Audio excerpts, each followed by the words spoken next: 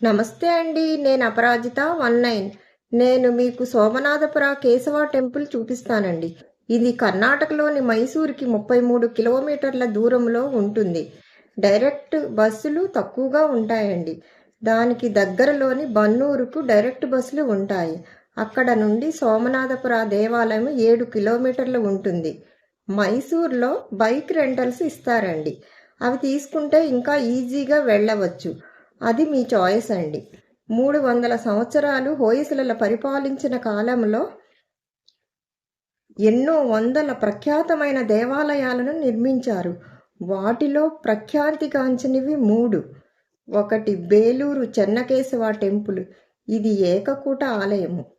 ఇందులో కేశవ స్వామి కొలువై ఉంటారు. 2 హళేబీడు హొయసలేశ్వర టెంపుల్.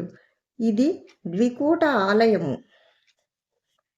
ఇందులో హోయసలేశ్వరుడు, శాంతలేశ్వరుడు కొలువై ఉంటారు.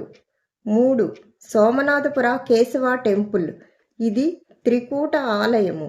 ఇందులో కేశవ స్వామి, వేణుగోపాల స్వామి, జనార్దన స్వామి కొలువై ఉంటారు. ఇందులోని కేశవ స్వామి విగ్రహము డూప్లికేట్ అంటండి. ఒరిజినల్ లండన్ మ్యూజియంలో ఉంటుంది. దీనిని బ్రిటిష్ వారి పరిపాలనలో లండన్కు తరలించారు. ఈ దేవాలయాన్ని 58 సంవత్సరాలు కష్టపడి నిర్మించారంటండి. దీనిని 750 సంవత్సరాల క్రితము సోమనాథ నిర్మించారు. దీనికి 5 ప్రపంచ ప్రఖ్యాత శిల్పులు వారికి సహాయకులుగా 500 మంది కలిపి నిర్మించారంట. ఇది నార్త్ ఇండియన్ స్టైలు, నగరా స్టైలు కలిపి హోయసల స్టైల్లో నిర్మించారు. 750 సంవత్సరాలకు పూర్వము ఏ టెక్నాలజీ, ఏ మిషనరీలు లేని టైంలో ఇది ఎలా నిర్మించారో ఎవరికీ అంతుపట్టలేదు. దీనిని నిర్మించటానికి ఎటువంటి సిమెంటు, సున్నము వగైరా మెటీరియల్స్ ఏమీ ఉపయోగించలేదు. ఇంటర్లాకింగ్ సిస్టమ్ ఉపయోగించి నిర్మించారు. 5000 జాయింట్స్ చేసినారు. దీనిని ఎవరైనా ఈజీగా ఊడతీసి మరలా పెట్టవచ్చు. మహా అద్భుతం. ఆలయము ముఖమండపమునందు 18 పిల్లర్స్ ఉంటాయి. వాటిని కంప్యూటరైజ్డ్గా తయారు చేస్తే గాని అంత నీట్గా రావు. కానీ వాటిని కంప్యూటర్ పరిజ్ఞానం లేని టైంలో ఎలా నిర్మించారో, కానీ 100 సంవత్సరాల క్రితమే మనకు తెలియని విజ్ఞానం ఎంతో ఉంది. అది కనుమరుగైపోయినది. సోమనాథపుర దేవాలయంపై 2 సార్లు దాడులు జరిగినాయి. అందువల్ల విగ్రహాలు డ్యామేజ్ అయినవి. పూజలు ఏమీ జరగవు. విగ్రహాలు గర్భాలయంలోనే ఉంటాయి.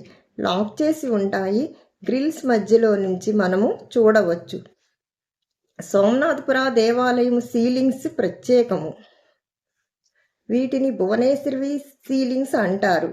సోమనాథపుర టెంపుల్లో పూజలు జరగకపోయినా బయట ఎంట్రన్స్లో గార్డెన్ మెయింటెనెన్స్ చేస్తున్నారు. చాలా గ్రీనరీగా, ఆహ్లాదంగా, ఆనందంగా ఉంది.